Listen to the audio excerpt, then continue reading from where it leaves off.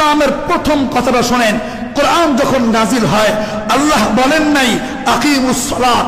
কোরআনের প্রথম আয়াত যখন নাজিল হয় বলে নাই আতুজ যাকাত। কোরআনের প্রথম আয়াত যখন নাজিল হয় বলে নাই আব্দুল হাজ্জা। যখন কোরআনের প্রথম আয়াত নাজিল হয় বলে নাই কুতিবা আলাইকুমুস সিয়াম। কোরআনের প্রথম আয়াত যখন নাজিল হয় বলে নাই কুতিবা আলাইকুমুল কিতাব। যখন কোরআনের প্রথম আয়াত নাজিল হয় তখন এই কথাই বলা হয়েছে ইকরা বিসমি রাব্বিকাল্লাযী খলাক। ইকরা বিসমি রাব্বিকাল্লাযী খলাক, পড়ো তোমার প্রভুর নামে। সুতরাং বোঝা গেল যদি সমাজ পরিবর্তন করতে হয়, জাতি পরিবর্তন করতে হয়, দেশ যদি পরিবর্তন করতে হয়, বিদ্যার জ্ঞানের মাধ্যমেই দেশ আর সমাজ পরিবর্তন করা সম্ভব, কোঠার মাধ্যমে নয়, কোঠার মাধ্যমে নয়।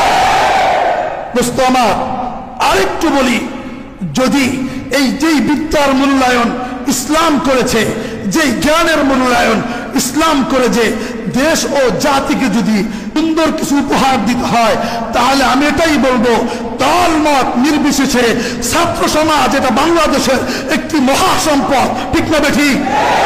ছাত্র সমাজ এদেশের মহাসম্পদ। ছাত্র সমাজকে রক্ষা করি, ছাত্র সমাজের মেধাকে মূল্যায়ন করি, ইনশাআল্লাহ দেশের উন্নয়নের ধারা অব্যাহত থাকবে। ঠিক না বেঠিক? যদি ছাত্র সমাজকে যদি নষ্ট করে ফেলি, ছাত্র সমাজ যদি ধ্বংস করে ফেলি, ইসলাম যে মেসেজ দিয়েছে ইকরা বিসমি রাব্বিকাল্লাযী খলাক, কেমন যেন এই আয়াতটাকেই আমি নষ্ট করে ফেললাম। ঠিক না বেঠিক? একটা স্মরণ রাখবেন কথা, আমি মুক্তিযোদ্ধার পক্ষে।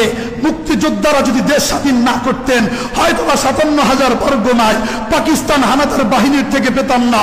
পাকিস্তান হানাদার বাহিনীর থেকে পেয়েছি মুক্তিযোদ্ধার রক্তের বদলেই। এই জন্য কথা বলতে চাই, ভালো করে বুঝবেন, মুক্তিযোদ্ধারা কারো বাপ দাদার কোঠায় যুদ্ধ করে নাই, নিজেদের যোগ্যতা আর অভিজ্ঞতা আর বীরত্ব প্রকাশ করেই তারা দেশকে স্বাধীন করে আমাদেরকে উপহার দিয়েছে।